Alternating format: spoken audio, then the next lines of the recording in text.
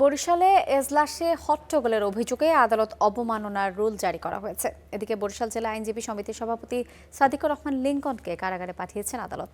এজলাসে ভাঙচুরের মামলায় গ্রেফতার করা হয় তাকে। এ ঘটনায় অনির্দিষ্টকালের কর্মবিরতির ডাক দিয়েছেন জাতীয়তাবাদী আইনজীবী ফোরাম।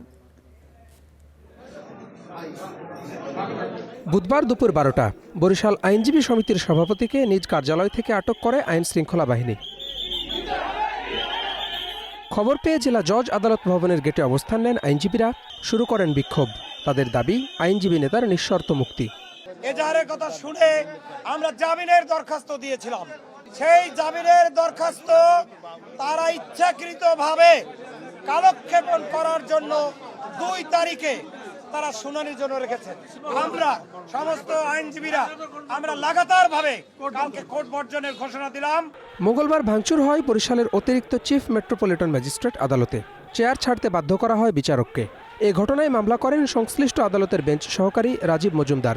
মামলায় নাম উল্লেখ করা হয় সমিতির সভাপতি সহ 12 জনের। অজ্ঞাত আসামি করা হয় আরও কয়েকজনকে। মামলা হয়েছে বিজ্ঞ আদালতের নির্দেশে দ্রুত বিচার আইনে। গতকালকে আদালতে ভাঙচুর হয়েছে, বিচারক মহোদয়কে হুমকি দেওয়া হয়েছে, এরকম একটা বিষয়।